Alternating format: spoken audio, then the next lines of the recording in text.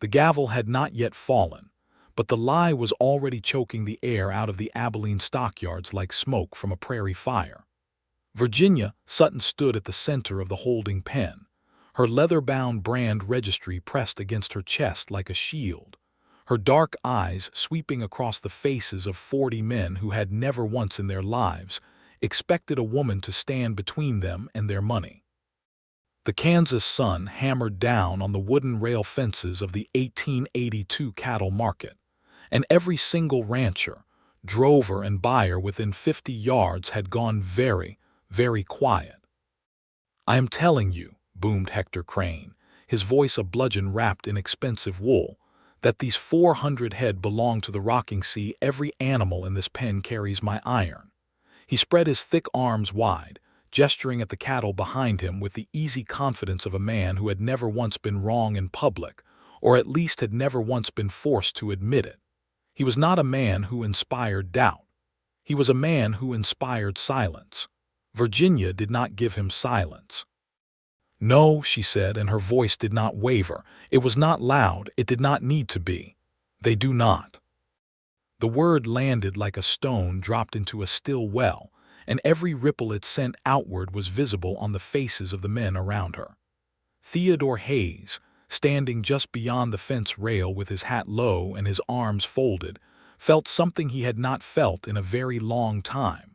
He felt his breath stop. He had watched brand inspectors work before. He had seen state-appointed men with magnifying glasses and paper ledgers squint at hides for 20 minutes and still get it wrong half the time. He had seen cattle stolen, brand inspected, and sold legally before the rightful owner ever reached town. He had, in fact, lost 112 head of his own cattle 3 years ago in a dispute exactly like this one, a dispute he had lost because the inspector in Fort Worth had been in the pocket of the buyer. He had ridden into Abilene this morning with 40 head of his own stock and a dark suspicion that Hector Crane's 400 were wearing altered brands. He had not expected Virginia Sutton. Nobody ever expected Virginia Sutton. She stepped forward, opened her registry to a page she had already marked with a strip of rawhide, and held the book up where every man could see it. Then she pointed at the nearest steer with one finger, her voice calm and deliberate and absolutely certain. "The base brand on these animals is the Double Creek Ranch mark from Ellis County, Texas, registered in 1876 to a man named Samuel Whitfield. What you are seeing here is an alteration. The Rocking Sea brand was drawn over the Double Creek bar iron after the hide had already scarred over. I can show every man standing here exactly how it was done, and I can tell you that 400 head of cattle were reported stolen from the Double Creek operation 9 months ago, and the stolen herd report is sitting in my registry on the very next page." The silence that followed was not the silence of men who disbelieved her. It was the silence of men calculating very quickly what it meant if she was right. Hector Crane's face had gone the color of old brick, and his hand had moved, almost involuntarily, to the edge of his coat where any man paying close attention would notice the outline of a pistol. Theodore Hayes noticed it. He was already moving. But before we go any further into what happened on that blazing July morning in the Abilene stockyards, before we follow Theodore's hand to his own iron and Virginia's eyes to the brand on the nearest steer's flank, we have to go back. We have to go back 3 weeks, to the moment when everything began, because some stories cannot be understood from their most dramatic moment alone. They have to be felt from the beginning to be truly known.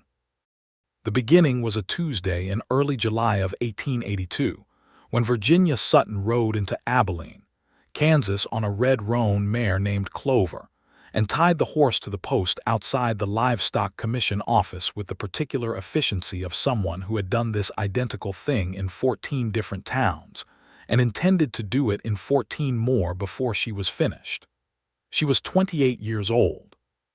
She was not beautiful in the way that painters of the era liked to capture women, soft and pale and arranged.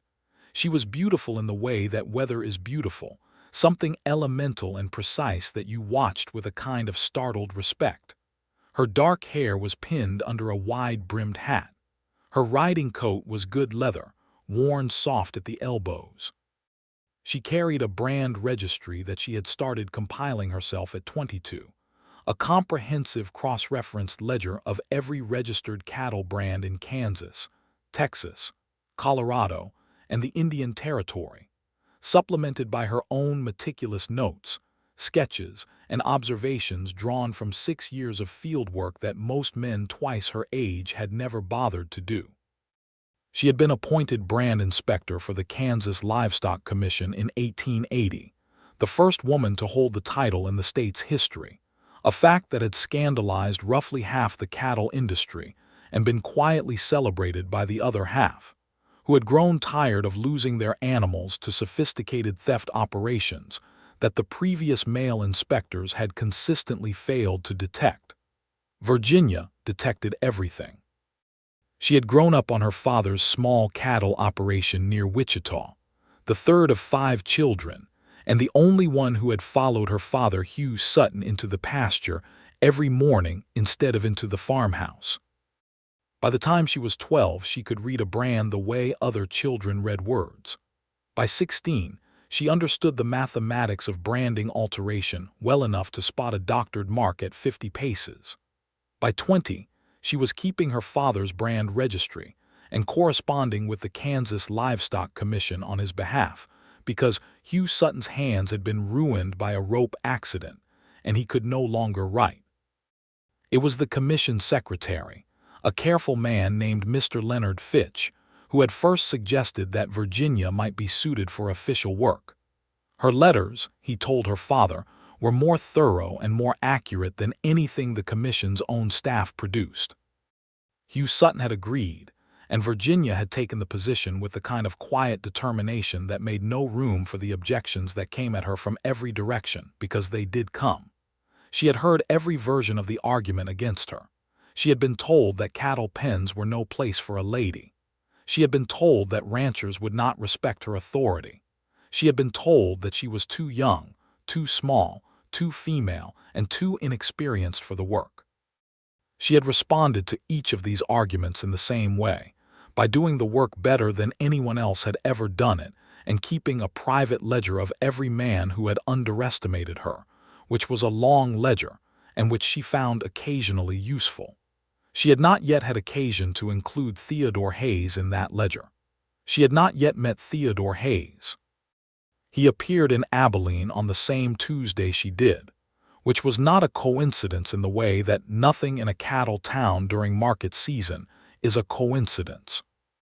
Abilene in the summer of 1882 was the crossroads of the beef trade, the terminus of the Kishom Trail for animals coming up from Texas, the rail connection for animals going east to the Chicago packing houses. If you were in the cattle business, you came to Abilene. Theodore Hayes was very much in the cattle business. He ran the Double Diamond spread in the Texas Panhandle, a hardscrabble 40,000-acre operation that he had built from nothing over the past 8 years, starting at age 22 with 100 borrowed dollars, a second-hand pistol, and 40 head of longhorns. He had driven himself from San Antonio. He was 30 years old now, broad through the shoulders and lean everywhere else, with dark brown hair that needed cutting and green eyes that had seen enough disappointment to carry a permanent narrowing at the corners. He had the hands of a man who worked, genuinely worked, every single day, not the soft hands of a rancher who managed from a distance, but the calloused, rope-scarred hands of someone who was first in the saddle at dawn and last out of it after dark. He had brought 40 head to Abilene to sell, and he had arrived with a very specific anxiety sitting on his chest like a stone, because 40 head was not enough. He needed to sell at a price that would let him make his loan payment to the First National Bank of Amarillo, and to make that payment he needed the market to cooperate, and the market had been ugly all month. He had heard rumors on the trail north that a massive herd was flooding the Abilene market ahead of the season, driving prices down, and he had ridden harder to get there first. He had not ridden hard enough. When he arrived at the commission yards, he saw the pens already filling with cattle, a river of beef pouring in from the south, and he had stood at the fence rail and done rapid, unpleasant mathematics in his head and come to a conclusion that made him press his jaw very tight. He was not a man who complained. He was not a man who asked for sympathy. He was, however, a man who paid very close attention to the cattle in those pens, because after years in the business he had developed an instinct for when something was wrong with a market, an intuition that lived in the back of his chest like a compass needle that swung when the iron nearby was false. The iron nearby, he suspected, was very false. He spent the afternoon of that Tuesday walking the fence lines, studying the animals in the pens with the pretext of evaluating potential purchases. What he was actually doing was reading brands. He could read brands reasonably well, not with Virginia Sutton's extraordinary precision, but well enough to notice that a significant number of the animals flooding the Abilene market had brands that looked new in a way that new brands did not look on animals that had been born wearing them. He brought his concern to the Livestock Commission office at 4 in the afternoon and asked to speak to the brand inspector. The clerk behind the counter, a young man with red hair and an ink-stained collar, looked up and said, "Inspector Sutton is in the yard. Should I fetch her?"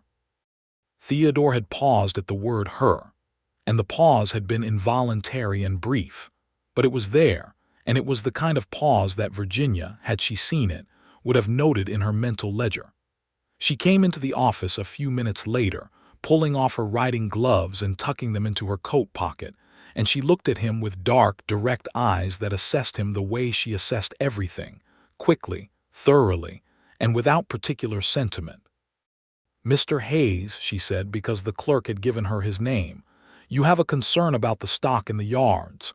"I do," he said. She sat down across the counter from him, opened her registry to a fresh page, picked up a pen, and said, "Tell me." He told her. He was precise because he respected precision, and he was organized because disorganization in cattle work cost money, and he laid out his observations in the logical order he had been arranging them in his head since 3 o'clock.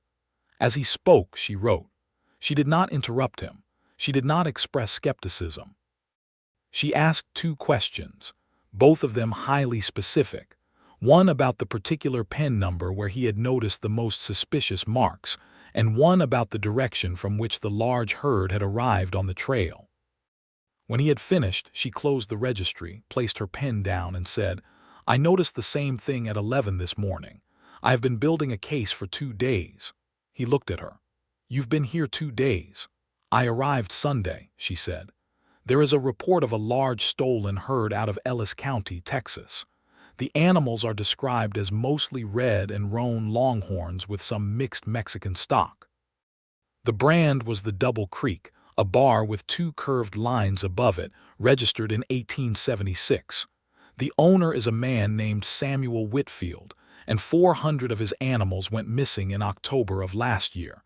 I believe they are in this yard." Theodore was quiet for a moment. He was recalibrating. He had come in expecting to need to persuade an official to investigate. The official had already been investigating. "What do you need from me?" he asked. Virginia looked at him for a moment with an expression that was not quite a smile, but was adjacent to one. It was the expression of someone who was used to being asked what they needed rather than being told what they could not have, and who found the experience pleasantly unusual. "I need a second set of eyes," she said. "Someone who can walk the pens without being noticed as an official presence. The man I believe is behind this herd alteration is a dealer named Hector Crane. He is well known in this market, and he is watching the commission office. He may already be watching me. If he suspects the investigation is active, he will move the animals before I can complete my documentation." "You want me to act as a buyer," Theodore said. "I want you to be a buyer," she said, "which you already are. I simply want you to buy time while I finish counting and documenting." He almost said something about it being a significant risk for him to involve himself in what was clearly going to be a very ugly confrontation. He almost pointed out that Hector Crane was known to be the kind of man who collected debts through methods outside the legal system. He almost said several practical, cautious things. Instead, he said, "All right." She nodded once as if she had expected this and stood up to leave. He did not know why he said what he said next. It was not strategically useful. It was not necessary to their arrangement.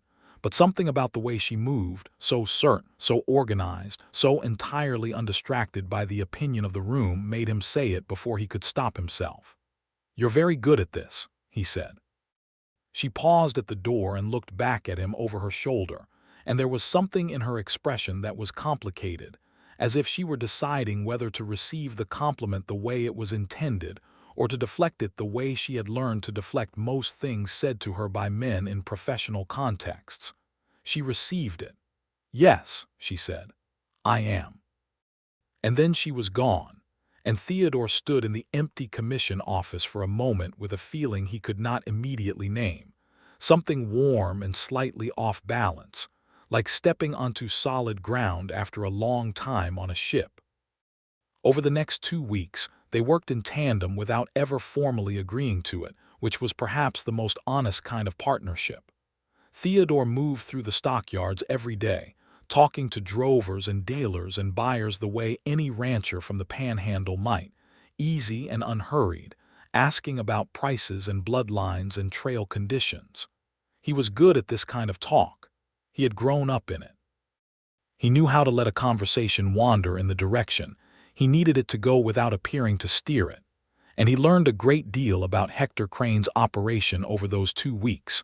Specifically, the names of the drovers Crane had hired to bring the herd north, the timing of its arrival on the trail, and the fact that 2 of those drovers had quit halfway through the drive after a dispute over pay that had become, according to one of them, a dispute about something considerably more serious.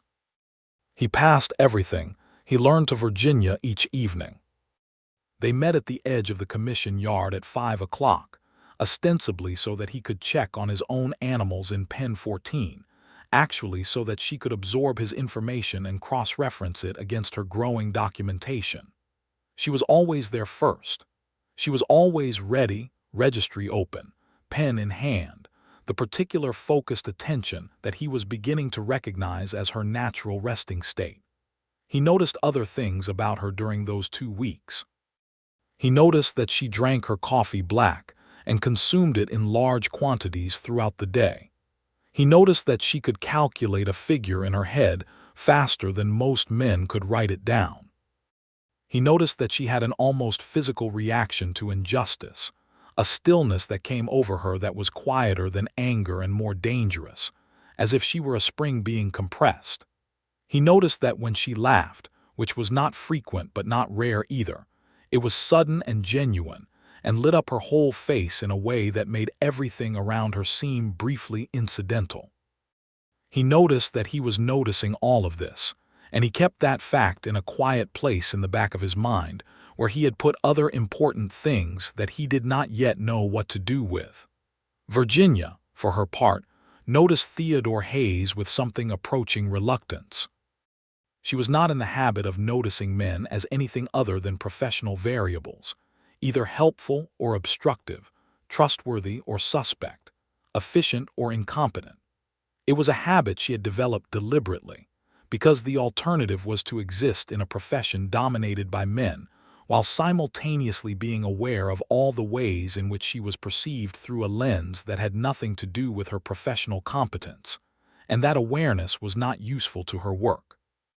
Theodore Hayes was inconveniently outside those categories.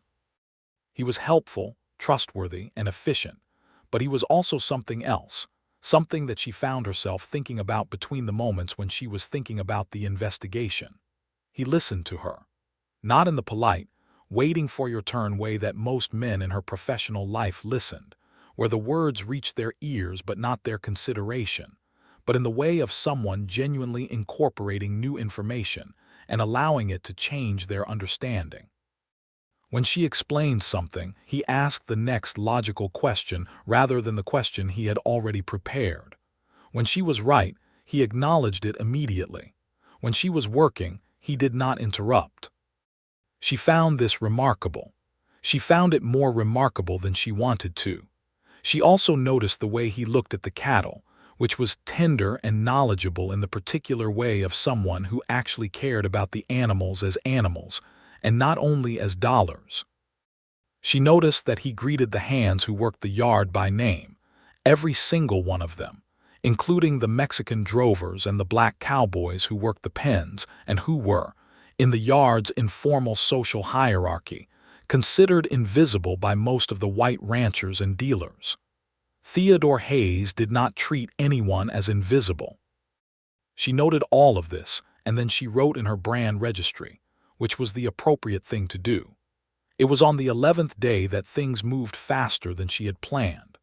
One of Hector Crane's drovers, a lean, sun-baked man named Cord Pickett who had been with the herd from the beginning of the drive, came into the commission office at 7 in the morning looking like a man who had not slept and was carrying something inside him that was getting heavy. He asked for the brand inspector by name, which meant someone had told him Virginia Sutton was the one to talk to, and when she sat down across from him, he told her everything. He had known the animals were stolen. He had known it when they started altering the brands in a camp outside Dodge City, a 2-day process that Crane had organized with a hired ironman who had a specialized tool for laying a new mark over an old scar in a way that was meant to look like a clumsy first branding rather than a deliberate alteration. He had gone along with it because he needed the work, and because Hector Crane was not the kind of man you refused and then walked away from easily.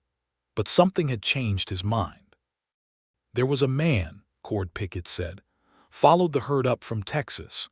Just one man on a gray horse, staying back far enough that you might not notice him. He caught up to us outside of Wichita and he tried to talk to Crane, told him the animals were his employer's stock and he had papers to prove it.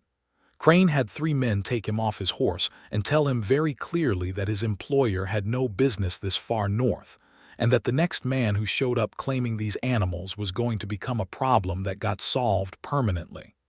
Virginia's pen had stopped moving. This man on the gray horse, was he hurt? Roughed up, Cord said, looking at his hands. Not killed, but the message was delivered.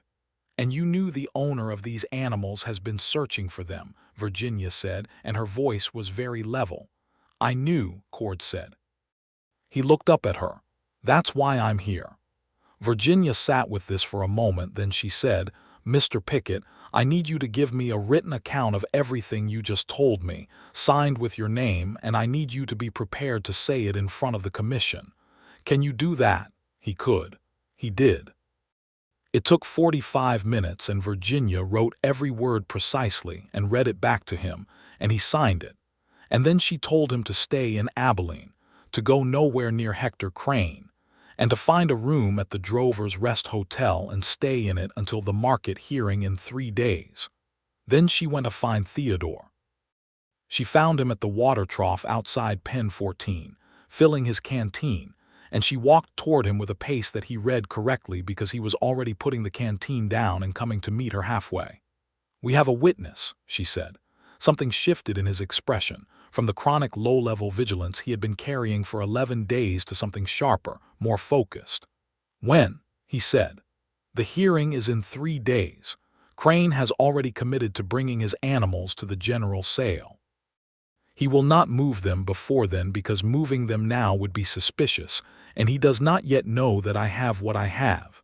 She paused. But there is something else. She told him about the man on the gray horse, the message that Crane had sent back to the Double Creek Ranch. Theodore listened with the focused stillness she had come to recognize as his version of serious concern. Whitfield needs to know his animals are here, Theodore said when she had finished. Yes.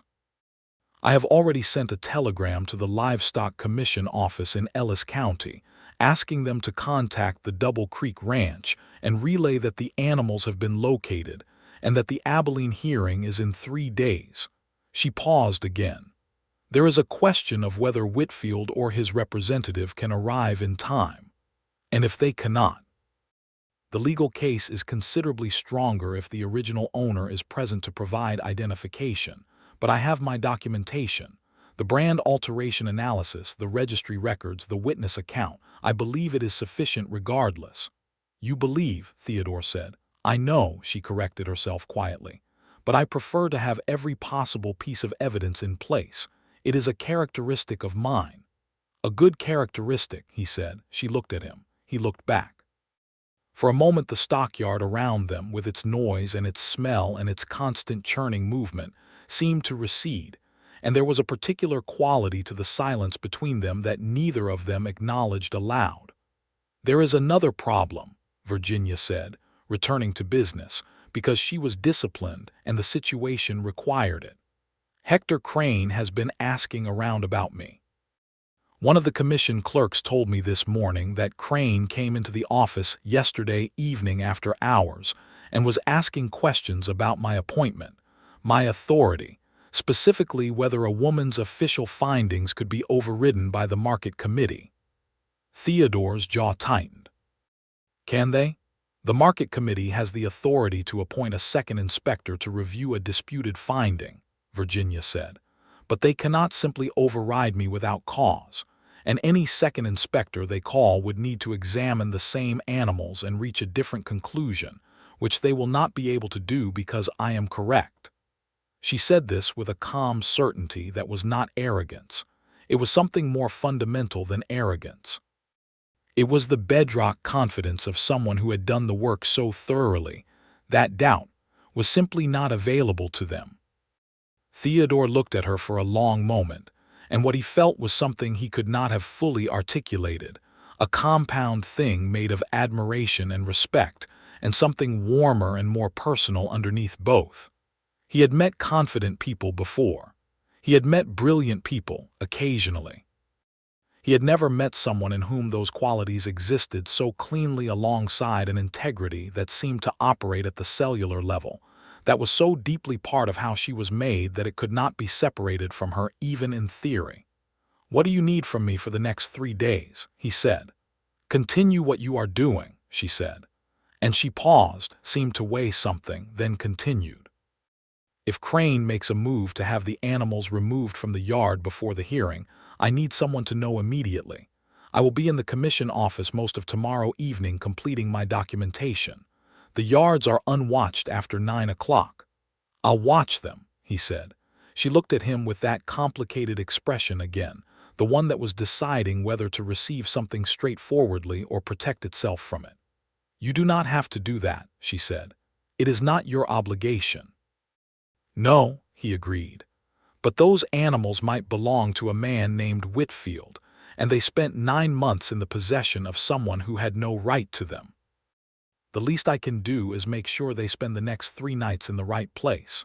She was quiet for a moment. Then she said, "Thank you, Mr. Hayes." "Theodore," he said, "we've been working together for 11 days. Something moved across her face, quick and bright. "Virginia," she said. He watched her walk back toward the commission office, and the sun was at the angle that turned the dust in the air to gold, and he stood there for a moment longer than he needed to before he went back to his canteen. The next 3 days were the most concentrated work of Virginia's professional life, which was saying a great deal. She spent the evenings in the commission office under lamplight, assembling her documentation into a formal case record. The brand alteration analysis with detailed sketches of both the original Double Creek mark and the overlaid Rocking C, the registry records showing the original registration and the theft report, Cord Pickett's signed written testimony, the trail direction data that Theodore had gathered through his conversations, and her own field notes from 32 individual animals that she had examined closely enough to confirm the alteration pattern. She was meticulous in a way that went beyond professional requirement. She had learned years ago that when her findings were contested, which they always were when the findings threatened powerful men, the contestation came not against the substance of her conclusion but against the margin. Men who could not prove she was wrong about the brands would argue that her process had been irregular, that her authority was unclear, that some procedural element had been mishandled. So she gave them nothing to work with. Her case was not merely correct, it was unassailable. Theodore kept his vigil at the stockyard each of the 3 nights, which she discovered by arriving at the commission office at dawn on the second day, and finding him at pen 17, leaning against the fence rail with his hat pulled down against the early chill, watching the cattle with the patient attention of someone who had been there a while. "Did anything happen?" she asked. "At 1 in the morning, 2 men came in from the south gate," he said. "They walked the perimeter of the pen where Crane's herd is housed. They didn't touch the animals. They were counting them, I think, or looking for something specific. When they saw me by the fence, they turned around and left." "You recognized them. 2 of Crane's drovers, the same ones who are always with him." She wrote this down. "You should sleep," she said. "I'll sleep after the hearing," he said. She looked at him. He looked back at her with those green eyes that had the perpetual narrowing, and something about the quality of his patience, the uncomplaining, unglamorous steadiness of a man who would stand in a cold yard all night because it needed doing, made her feel something shift inside her chest, like a door in a quiet house opening onto an unexpected view. "Eat something at least," she said, and produced from her coat pocket a piece of wrapped corn bread that she had taken from the commission office kitchen, and she held it out to him. He took it, and when he did, his fingers brushed hers briefly, a contact so minimal it could have been an accident, except that neither of them moved away from it immediately and neither of them looked away. "Thank you," he said. "You're welcome," she said, and she went into the commission office and stood for a moment with her hand pressed flat against the counter and her heart doing something she had not given it permission to do. A telegram arrived that afternoon. Samuel Whitfield himself could not make the journey, but his son-in-law, a man named Pierce Yates, was leaving Ellis County on the morning train and would arrive in Abilene by the evening before the hearing. Virginia read the telegram twice, felt the tight knot in her chest loosen slightly, and then went back to her sketches. Pierce Yates arrived the following evening, a tired, sun-worn man of about 45 with a weathered face and the particular look of someone who has spent 9 months searching for something and is not yet willing to believe he has found it. Virginia sat down with him in the commission office for 2 hours, showed him the brands, showed him the registry, walked him through her analysis step by methodical step. Halfway through, he put his face in his hands and made a sound that was not quite crying and not quite laughter but was something in between, the sound of relief that has been held back so long it has nowhere else to go. "Those are our animals," he said. "I know every one of those marks.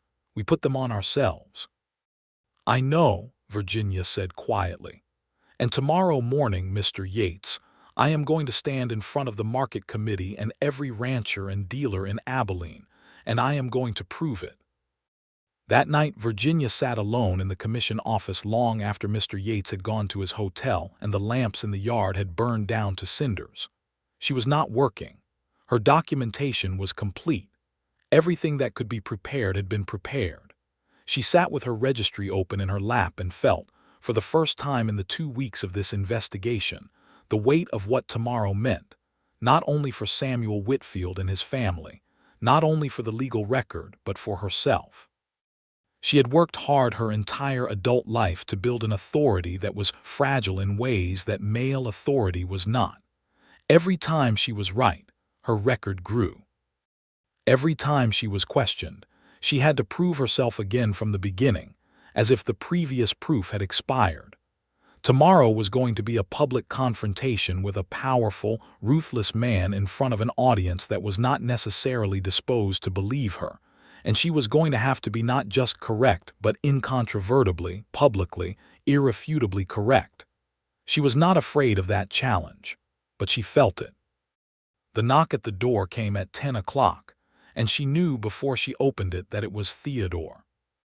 He stood in the doorway with his hat in his hands and a look on his face that she had not seen there before, something unguarded and careful, the look of a man approaching something important.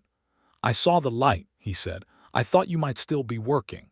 "I'm finished," she said. "Come in." He came in and sat down in the chair across from her the way he had sat on the first day, and for a moment neither of them spoke. "Are you ready?" he asked. "Yes," she said. "Are you worried?" He was quiet for a moment, which was its own kind of answer. "Crane is not going to go quietly," he said. "And the market committee has 3 members. I know 2 of them. One is a fair man. The other has done business with Crane." "I know," she said. "The third is appointed by the commission and has no prior dealings with anyone involved. His name is Mr. Gerald Oates, and he was a law clerk in Topeka before he came west. He will read my documentation and he will understand it. You've researched the committee." "Of course I have." He looked at her across the lamplight, and the room was small and warm and smelled of ink and leather and the day's dust, and something about the moment felt very precarious, as if they were standing at the edge of something without a visible bottom. "I lost cattle in a dispute 3 years ago," Theodore said. "In Fort Worth. The inspector was wrong, or he was bought. I never knew which for certain. 112 head. That was the difference between keeping the double diamond and losing it." He paused. "I didn't lose it. I held on. But it was a near thing." "I'm sorry," she said, and meant it. "What I'm trying to say," he said, and he seemed to be choosing his words with unusual care, "is that what you're doing tomorrow matters in ways that go further than this particular case. It matters because there are a lot of Samuel Whitfields who never get a Virginia Sutton standing between them and a Hector Crane." She felt the weight of that sentence land in her chest. "I know," she said softly. He looked at her. She looked at him. The lamp between them flickered in a draft from the window, and his face in the unsteady light was something she wanted to memorize, the particular combination of strength and steadiness and the kind of honesty that does not calculate before it speaks. "Virginia," he said. "Theodore," she said at the same moment. They both stopped. Something moved between them, quick and warm and terrifying in the way that important things are terrifying. "I should let you sleep," he said. "You should," she said, and did not move. He stood and put his hat on and went to the door and paused with his hand on the frame the way she had paused 2 weeks ago on the first day. "I'll be there tomorrow," he said. "At the yard, whatever happens." "I know," she said. She watched the door close behind him and sat for a long time in the warm, inky room with her heart doing the thing she had not given it permission to do, and this time she let it. The morning of the hearing came in hot and clear, the Kansas sky a blue so absolute it looked painted, the kind of day that seemed determined to offer no ambiguity. By 7 in the morning, the stockyards were crowded. Word had traveled through Abilene the way word always did in a cattle town. By the time the commission office opened its doors, there were 50 men at the fence rails and more coming. Ranchers and drovers and buyers and dealers and curious townspeople, because a dispute of this size over this many animals was the kind of event that defined a market season. Virginia arrived at 6:30, before most of the crowd, and spent 30 minutes in final preparation, organizing her documentation into the precise order she would present it, making sure every reference was immediately accessible. Theodore arrived at 6:45 and took a position at the fence rail that gave him a clear view of both the pen and the commission office door. Pierce Yates arrived shortly after, and Virginia placed him where the committee could see him when she called upon him. Hector Crane arrived at 7:15 in a buggy, accompanied by 3 men in suits that were too fine for the stockyard, which told Virginia he had brought lawyers or clothes enough to them, men whose function was to create formal objection and procedural confusion. He swept into the yard with the massive confidence of a man who had done this before, a man who had faced official scrutiny before and had always found a way to make it recede. He saw Virginia at the commission office steps, and she watched him process her presence, watched him reassess, watched the moment when he decided that she was not a significant obstacle. She had watched men make that assessment before. She had learned to wait. The market committee convened at 8 o'clock on a raised platform at the end of pen 17, 3 men behind a plain wooden table, with the crowd arranged on either side and the disputed animals in the pen below. The chairman, a heavy-set man named Alton Pruitt, called the session to order with a gavel and announced the nature of the dispute in the dry language of official process. Hector Crane, as seller, would present his claim to ownership. The brand inspector would present the official examination findings. Both parties would be heard. The committee would rule. Crane went first, which was procedurally his right as the seller. He presented a bill of sale from a dealer in Dodge City, a man who, according to the bill, had purchased the herd from a rancher in the Oklahoma Territory. The paperwork was professional, recent, and completely fabricated, which Virginia knew because she had checked the name on the bill of sale against every registered dealer in Dodge City and found that the man did not exist, a fact she had noted in her documentation 4 days ago. Crane presented his brand documentation, which was a registration for the Rocking Sea mark dating to 1879, 3 years after the Double Creek registration. It was meant to supersede in the fraudulent timeline he was constructing. He spoke confidently, knowledgeably, and at length, and the committee chairman listened with the kind of polite attention that could have meant anything. Then Virginia stepped forward. She opened her registry. She looked at the committee, then at the crowd, and then at the animals in the pen below, and she said, "The base brand on these animals is the Double Creek Ranch mark from Ellis County, Texas." She said the rest of what she said, the words that Theodore had heard from 50 yards away with his breath stopped in his chest, and she said them clearly and without hesitation because she had prepared them perfectly, and because she believed every word, and because she had been doing this for 6 years and was very, very good at it. Hector Crane's face went brick red. His hand moved toward his coat. Theodore Hayes was already moving when the hand moved, already coming over the fence rail with the particular efficient motion of a man who has spent years working around large animals and knows how to move fast in a confined space without startling what is nearby. He came up behind Crane and was close enough to make the point before anything else happened, and he said nothing. But his presence was the kind of presence that communicated very clearly what the consequences of the next action would be. Crane's hand stopped, the moment held. One of the committee members, the one who had done business with Crane, started to speak, something about the irregularity of accepting a woman's testimony as the sole basis for a disputed finding. Virginia did not let him finish. She had expected this. "I am not the sole basis," she said, and she turned to Pierce Yates and brought him forward, and he stood in front of the committee and identified the animals from his own memory of marks he had watched be made. She then called the Cattle Commission report from Ellis County, entered officially into evidence. She then called Cord Pickett's signed testimony, which she read in full to the committee, and she watched Crane's face while she read it and saw the moment when he understood that one of his own men had turned.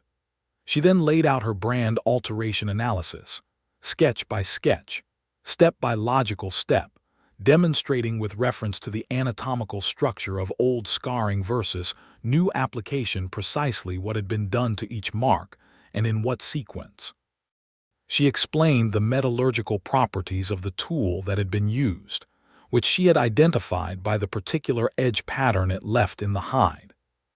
She explained why the Rocking Sea, as registered, could not have been applied as a first brand because the natural healing pattern of the scar tissue showed a prior impression beneath it. The silence from the crowd as she did this was the silence of people absorbing information that was simultaneously complex and completely clear, the particular silence of a very good argument landing. Theodore watched her from the fence rail and felt something inside him that was enormous and had no convenient name. She was extraordinary. She was not merely correct. She was crystalline. She was the kind of right that made other people feel they had been foolish to doubt, that made the doubt itself seem like the aberration rather than the correction. He had never in his life watched anyone command a contested space with such effortless and total authority, and the fact that she did it without raising her voice, without a single gesture toward the pistol that he knew she wore under her coat, made it more powerful, not less. He was, at that moment, completely and irrevocably in love with her. He did not have a name for it, yet that felt sufficient for the size of it, but the thing itself was unambiguous. The committee deliberated for 11 minutes, which was not long for a dispute of this size, and then Alton Pruitt brought the gavel down and stated that the animals in Pen 17 and the adjoining pens belonged to the Double Creek Ranch of Ellis County, Texas, that Hector Crane's claim was dismissed with no right of appeal to this body, and that the matter was referred to the Abilene Sheriff's Office for investigation of fraudulent sale and livestock theft. Crane was escorted from the yard by 2 deputies who had been, Virginia noticed, positioned there since early morning. She had spoken to the sheriff the previous afternoon. The crowd broke into the particular complicated noise of a verdict being absorbed, some of it approval, some of it recalculation, some of it simply the relief of a wrong being corrected publicly. Theodore crossed the yard to where Virginia was standing, reclosing her registry with the same methodical care she brought to everything, and when she looked up at him her face was different from how it usually was, not quite composed, something showing through the composure that was still warm from the pressure of what had just happened. "That was," he said, and stopped, because he could not find words proportionate to it. "Was it sufficient?" She said, and there was, for the first time, a note of something almost vulnerable in the question, as if she were checking, genuinely, that what she had done had landed the way she had intended it. "Virginia," he said, "that was the most remarkable thing I have ever seen any person do." Something in her face opened briefly before she could manage it back into composure. "Thank you," she said, and her voice was quiet and sincere, and nothing like the formal way she had accepted compliments from professional strangers. Pierce Yates came to her then, wringing her hand with both of his and saying things in a voice rough with emotion about Samuel Whitfield and the family and what this meant. And Virginia received this with the warmth she reserved for moments that were genuinely about someone else's relief rather than her own success. Theodore stood nearby and watched her, and felt the enormity of the thing inside his chest settle into something that was not an emergency, but was a permanent rearrangement of his landscape. The afternoon was consumed with the legal process, the sheriff's office documentation, the formal transfer of the animals to Pierce Yates' custody, the arrangements for transport back to Ellis County. Virginia worked through all of it with her usual precise efficiency, and Theodore helped where he could and stayed out of the way where he could not, and by 4 in the afternoon it was done. They stood outside the commission office in the long afternoon light, the noise of the yard quieter now, the crowd dispersed. Virginia's hair had escaped its pins in the heat of the day, and was falling around her face in a way that made her look slightly less official and much more human. She looked tired in the way of someone who has been running very hard toward a necessary thing and has now arrived. "What happens next for you?" Theodore asked. "I filed the final case report with the commission," she said. "Send copies to the Ellis County office and the Kansas Attorney General. Then I move on. There is a disputed herd in Dodge City that needs attention, and after that the commission wants me in Wichita in September." "You move around a great deal," he said. "The work requires it." He was quiet for a moment, watching the dust settle in the yard. "My place in the panhandle," he said, "is fixed. I mean, I built it. It doesn't move." He paused. "What I mean to say is that it is not the most convenient thing in the world for the sort of life you lead, but it is in Texas, which is not entirely unlike Kansas in some respects, and the Double Diamond has need of someone who can manage the brand records, which are currently kept in a ledger that is embarrassingly inadequate." Virginia looked at him. He was not looking at her, which she recognized as the look of a man who had said a significant thing and was not yet ready to receive the response to it. "Theodore," she said. He looked at her then. "Are you asking me something?"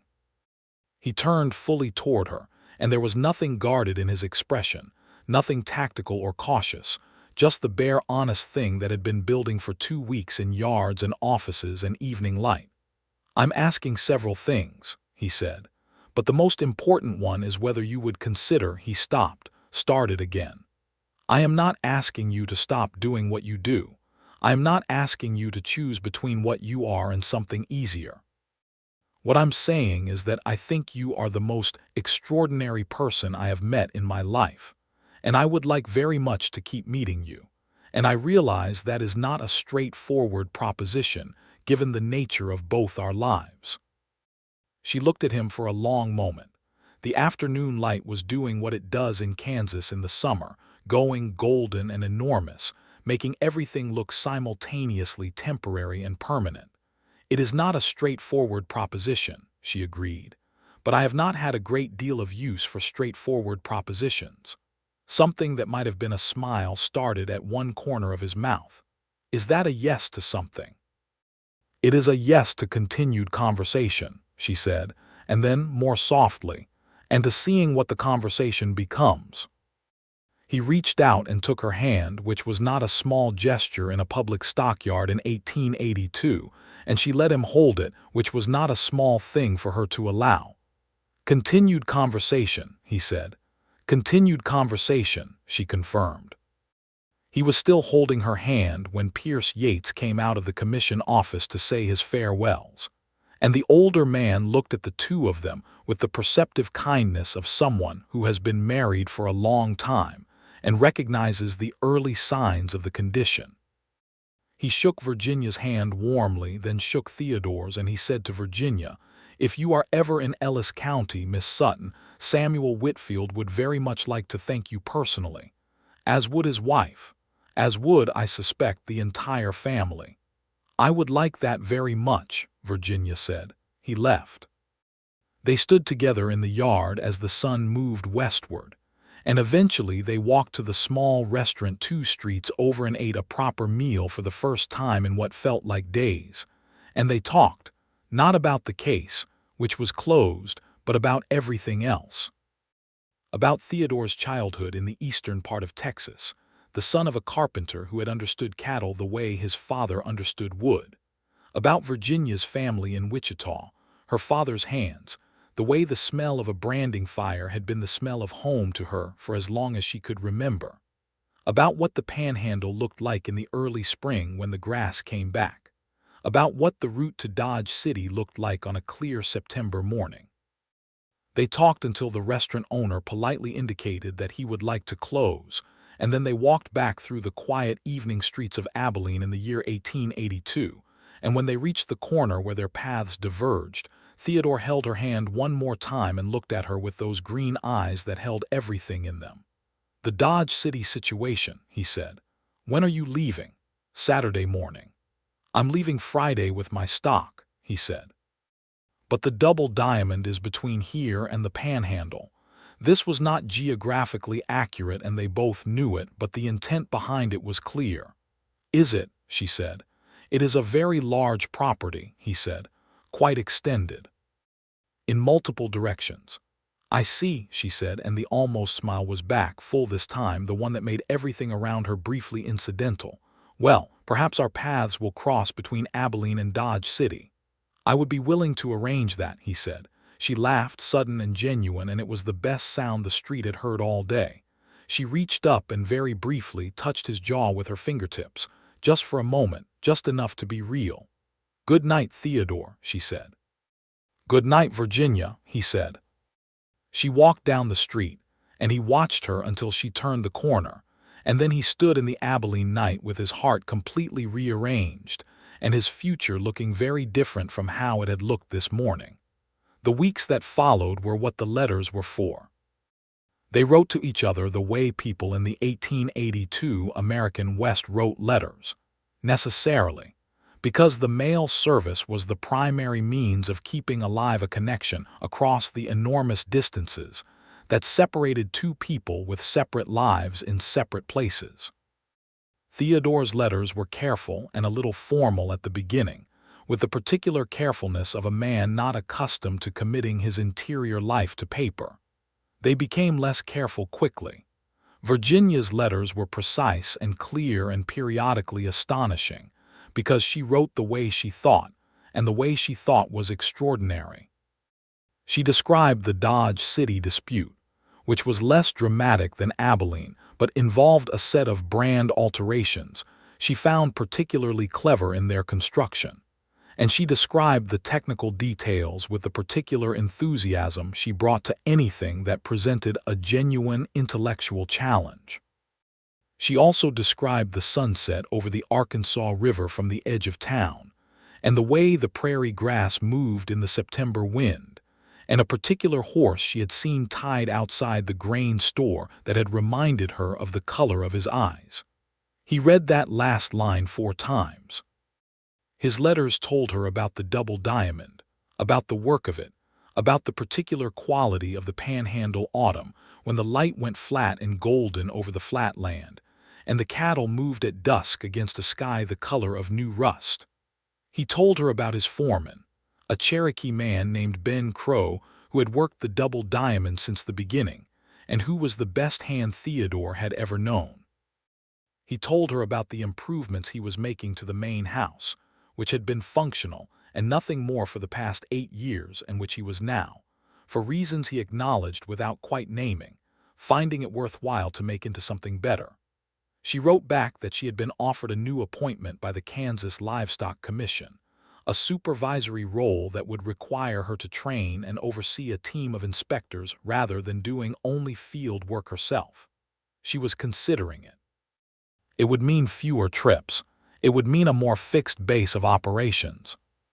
He read that letter also 4 times, and then he wrote back that he thought she would be exceptional at training other inspectors, and that the Kansas livestock industry would benefit enormously from having her knowledge replicated across multiple people, and that he also thought, if she was inclined to consider a more fixed base of operations, that the Texas Panhandle was not without its own professional needs in the area of brand inspection, and that the Texas Livestock Commission had been attempting to fill a regional inspector position for 2 years without success, and that he happened to know this because he had made some inquiries of a personal and hopeful nature.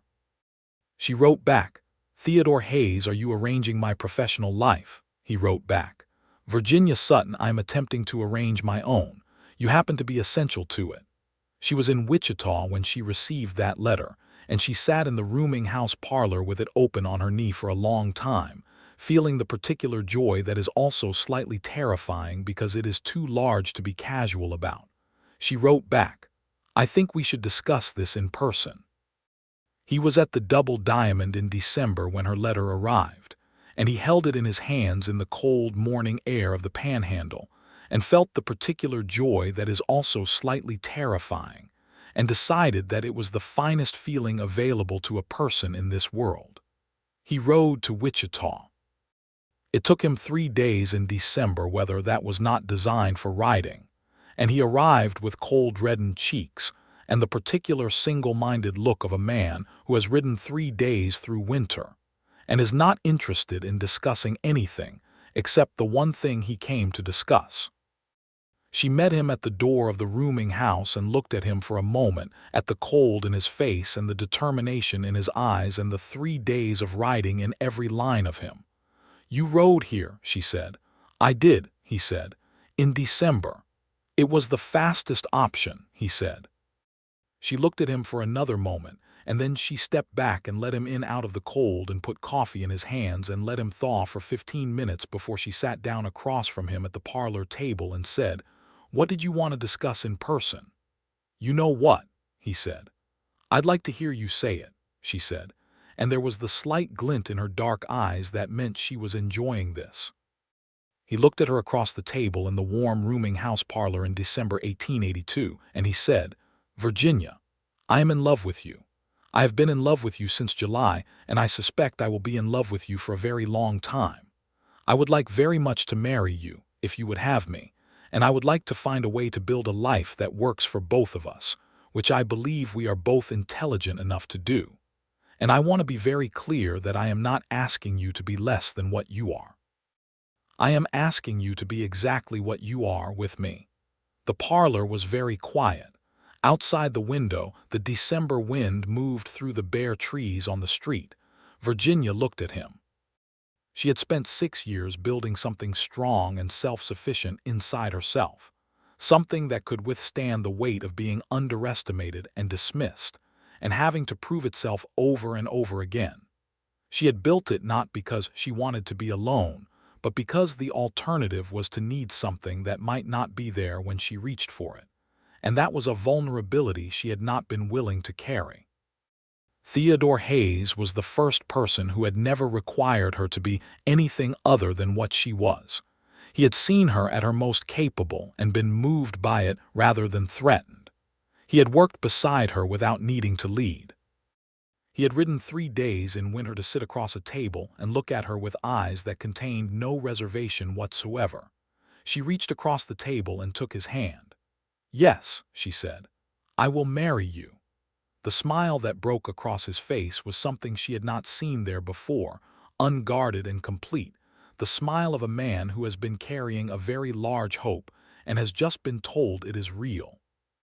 They were married in Wichita in March of 1883, a quiet ceremony at the First Methodist Church attended by Virginia's parents, her siblings, Ben Crow, who had ridden up from the Double Diamond, and Mr.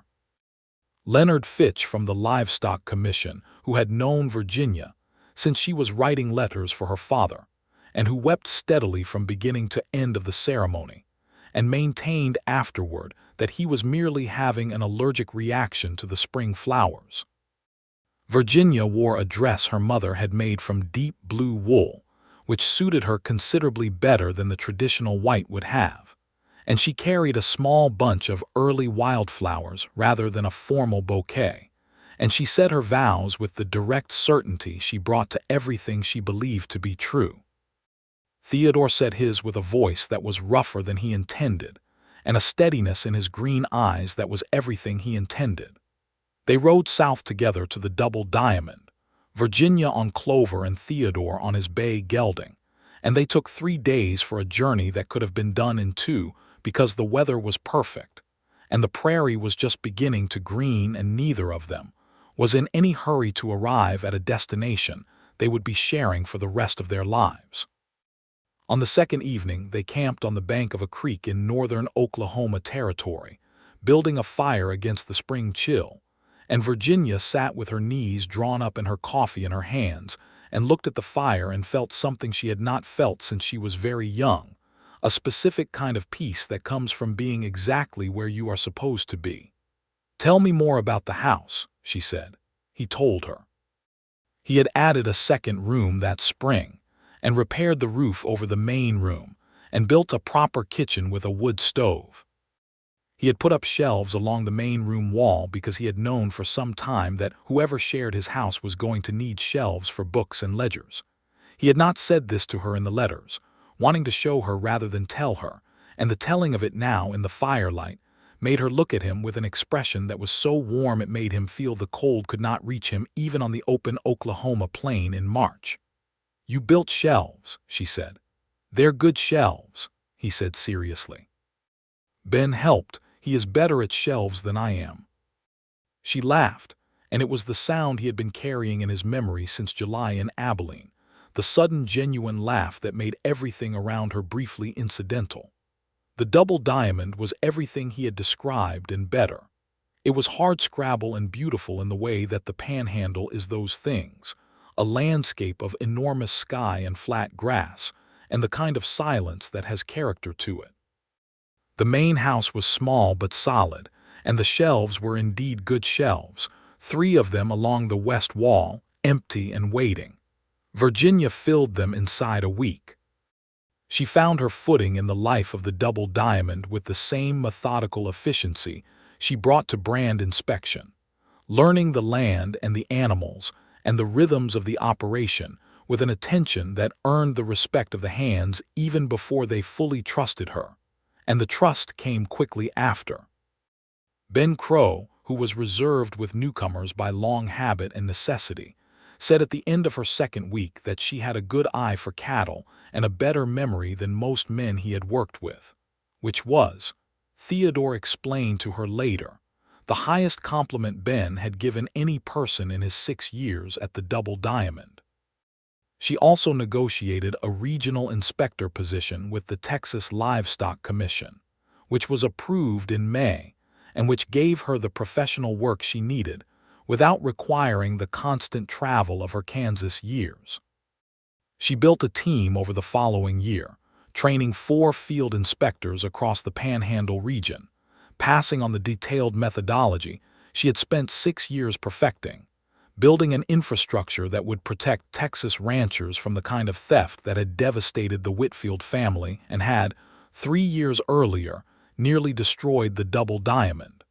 The Whitfield family wrote to her that autumn. Samuel Whitfield himself, in a large, careful hand, thanked her in terms that were plain-spoken and specific, and therefore more moving than elaborate sentiment would have been.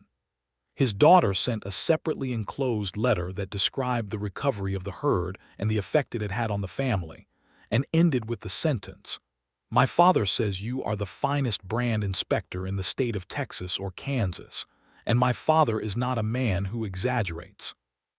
Virginia read both letters at the kitchen table and then folded them carefully and put them in the ledger she kept for correspondence. Theodore, who had watched her read them, said nothing for a moment and then said, "Good letters." "Very good letters," she said, and smiled at him, and it was the smile that made the room feel larger. Hector Crane was convicted of livestock theft in the fall of 1883. The case, built on Virginia's documentation and Cord Pickett's testimony, was comprehensive enough that the conviction required only 3 hours of jury deliberation. Crane received a sentence of 7 years in the Kansas State Penitentiary. The market committee member who had attempted to obstruct Virginia's presentation at the hearing was quietly removed from his position, which satisfied Virginia with its quietness considerably less than a loud removal would have. But she accepted the institutional pace of justice and moved on. Cord Pickett, who had testified at considerable personal risk, was given a formal letter of recognition from the Kansas Livestock Commission at Virginia's specific request. He came west to the Panhandle the following spring and asked Theodore Hayes if he might hire on at the Double Diamond, having heard that the Double Diamond was a place where a man's history was not the first thing about him. Theodore hired him on the spot. The years on the Double Diamond were not easy years, because nothing about ranching in the Texas Panhandle in the 1880s was easy. There were years when the grass was thin, and the cattle lean, and the bank notes loomed over the breakfast table like unwelcome houseguests. There were brutal winters and scorching summers, and a fence dispute with a neighboring outfit in 1885 that required Virginia's formal mediation as a commission official, and Theodore's informal capacity for standing very still in a confrontational context until the other party recalculated. They worked through all of it together, not always smoothly, because they were both people with strong opinions and the capacity for considerable stubbornness, but always with the fundamental respect that had been the basis of everything between them from the first day in the Abilene Commission office.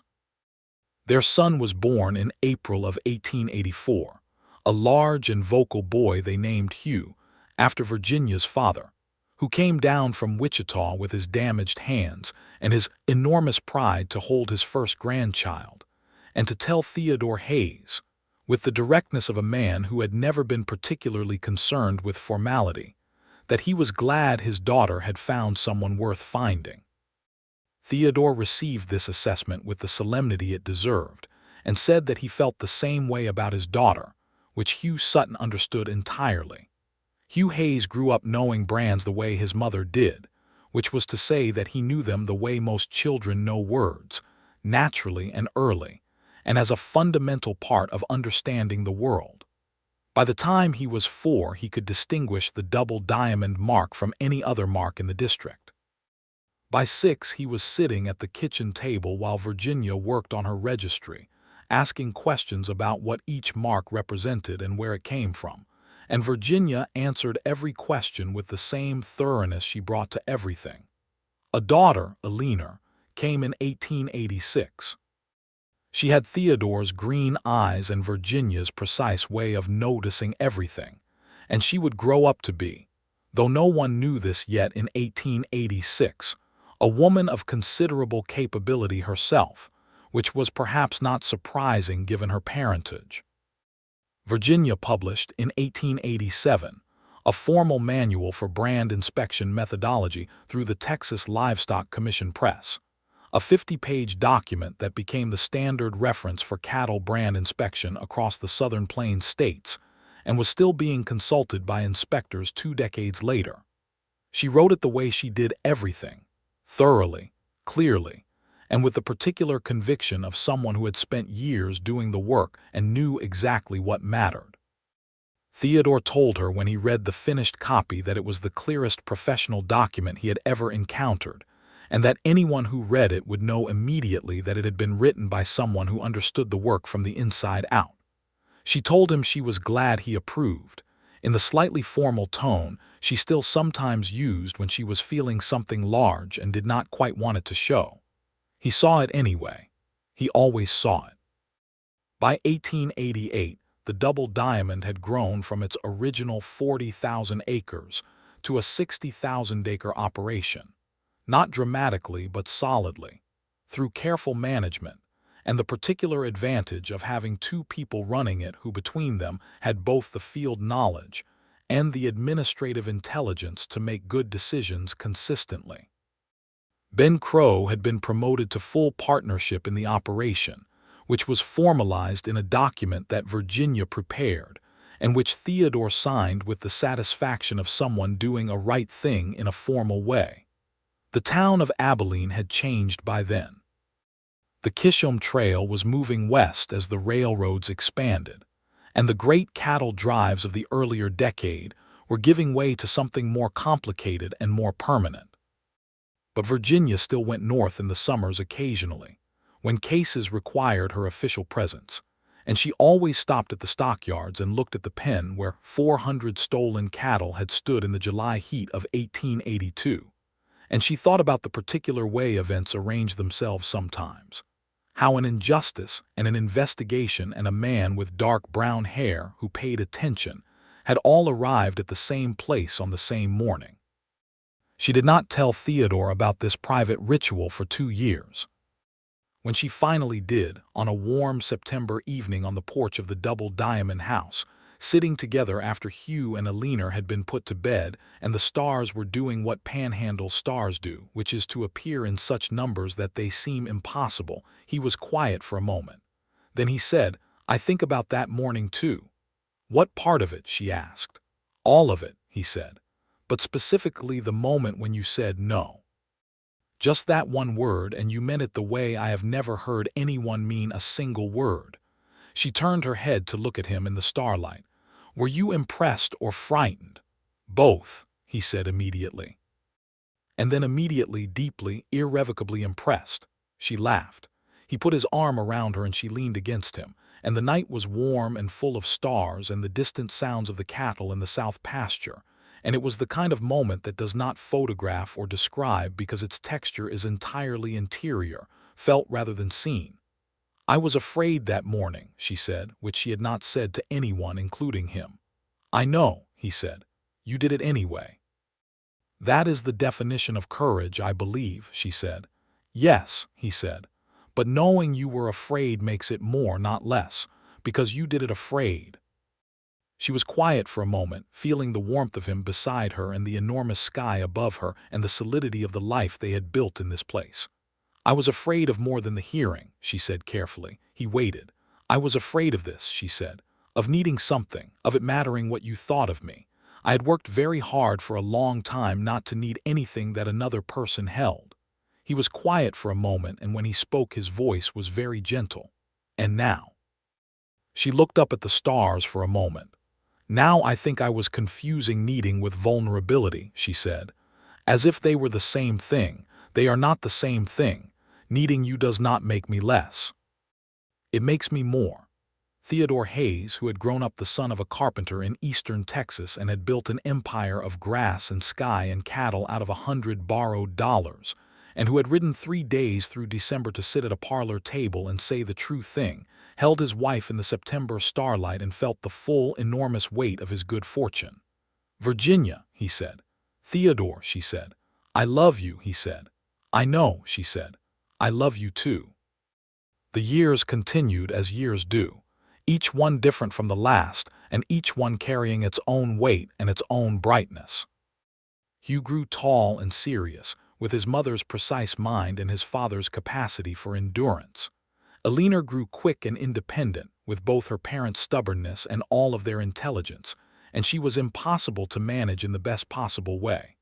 A second son, James, was born in 1889, the lightest-spirited of the 3 children, who laughed easily and rode horses recklessly and drove Ben Crow to distraction by the age of 4. The double diamond held. The work held. The love that had started in a commission office in Abilene in the summer of 1882 held most of all, not because it was uncomplicated or because they were perfect people, but because they had both seen enough of the world to understand that what they had was rare, and they were both, in their different ways, people who did not take rare things for granted. There was an evening in 1891 when Virginia, sitting at her desk in the room that had become her office, the good shelves full now of 7 years of brand registries and commission reports and correspondence, looked up from her work and saw Theodore standing in the doorway with 2 cups of coffee, looking at her in the way he had been looking at her for 9 years now, which was the way you look at something you chose deliberately and are still choosing every day. "You are working late," he said. "I am always working late," she said. "You knew this when you married me." "I did," he said, and came in and set one of the cups on her desk and pulled up the chair and sat down with the ease of someone in the place he most belongs. "What are you working on?" she showed him. It was a new commission initiative, a plan she had been developing for 6 months, to extend the formal brand registry system to include the smaller operations in the region, the homesteaders and small ranchers who were most vulnerable to theft precisely because they lacked the resources and the connections of the large outfits. The system she was proposing would formalize protections that had previously existed only for those wealthy enough to register, a sliding scale of fees that made registration accessible to everyone. He read the plan. He asked questions. He made 2 suggestions, both of which were good and which she noted in the margin. "This is going to help a great many people," he said. "That is the intention," she said. He looked at her across the desk in the lamplight, and she was still the most extraordinary person he had ever known, and the lamplight was kind to her, but the truth is she would have been extraordinary in any light, because what was extraordinary about her was not the light but what was in her, the precision and the courage and the unwillingness to accept a smaller version of the world than the one that was possible. "I am very proud of you," he said. "I have been very proud of you since July of 1882. I expect to continue being very proud of you for a considerable length of time." She looked at him with the full smile, the one that had been his since Abilene. "You are going to make me cry," she said, "and I have documentation to finish." "Then finish it," he said. "I'll sit here and drink my coffee." She went back to her work, and he sat in the chair with his coffee, and the lamp burned between them, and outside the Panhandle night was enormous and dark and full of stars, and the double diamond was quiet except for the wind in the grass and the distant sound of cattle, and everything that was true and real and good in their lives was in this room, or within call, or growing, or already written down, and accounted for with the thoroughness that Virginia Sutton Hayes brought to all the things that mattered. The brands on 40,000 cattle carried the double diamond mark across 60,000 acres of Texas grass, and every one of them was authentic, and every one of them was documented, and they were home.